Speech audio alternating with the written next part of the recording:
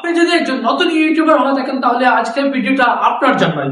আপনি যদি একজন নতুন ইউটিউবার হয়ে থাকেন আর একটা নতুন ইউটিউব চ্যানেল খুলে থাকেন তাহলে ভিডিওটা আপনি শেষ পর্যন্ত দেখতে থাকুন।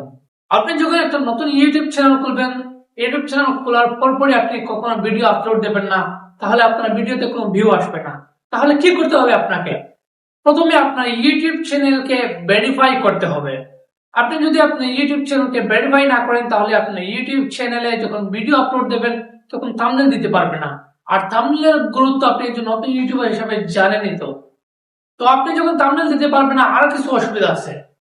আপনি যখন অনেক ভিডিও আপলোড দেবেন আর যখন কোনো দর্শক আপনার চ্যানেলে প্রবেশ করবে তখন দুই একটা ভিডিও দেখার পর আর কোনো ভিডিও দেখতে পারবে না। বলে আপনাকে আপনার ইউটিউব চ্যানেলটা ভেরিফাই করতেই হবে এবং আপনার ইউটিউব চ্যানেলে একটা উন্নত মানের প্রোফাইল পিকচার দিতে হবে। তারপর আপনাকে একটা কভার পিকচার দিতে হবে।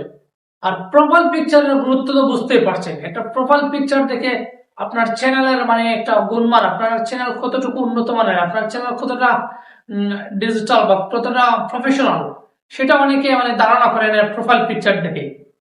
সুতরাং একটা উন্নত মানের প্রোফাইল পিকচার দেবেন এবং কভার পিকচার, এইগুলো দুটো অপশন।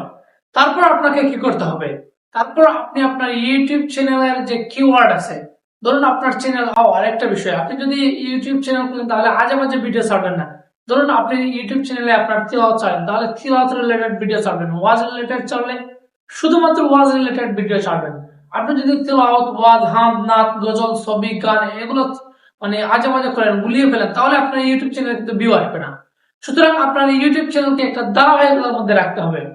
আপনি হয়তো তেলাওয়াত ছাড়বেন অথবা ওয়াজ অথবা সঙ্গীত অথবা ইসলামিক গান বলেন, মানে যাই বলেন, এক রিলেটেড ভিডিও ছাড়ার চেষ্টা করবেন।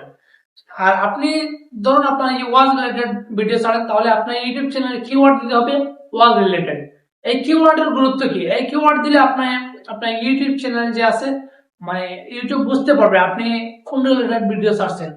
ফলে সে আপনার ভিডিওগুলো সাজেস্টেড ভিডিও মানে সাজেস্টেড যে ভিডিও আছে সেগুলোর মধ্যে মানে প্রস্তাব করবে মানুষের সামনে।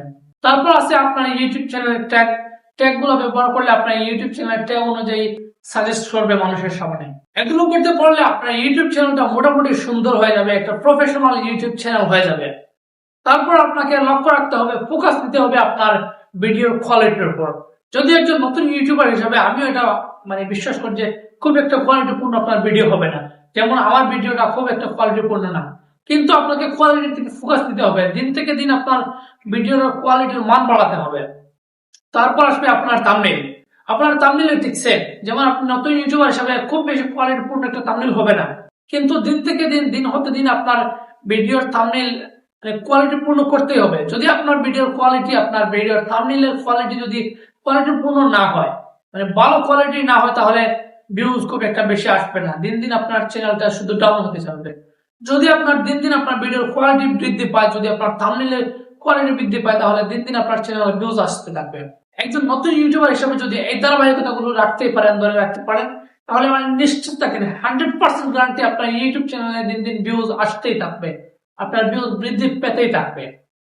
তো আজকের মতো মোটামুটি এগুলা যদি আপনারা মানতে পারেন এবং আমি একজন নতুন ইউটিউবার হিসেবে যদি আমিও এই বিষয়গুলো করে থাকতে পারি বা এই বিষয়গুলো মেনে চলতে পারি, তাহলে নিশ্চয় আমার চ্যানেলে খুব বেশি ভিউজ আসবে এবং ধীরে ধীরে দিন হতে দিন ভিউজ বৃদ্ধি পেতে থাকবে, ঠিক যেমন আপনার।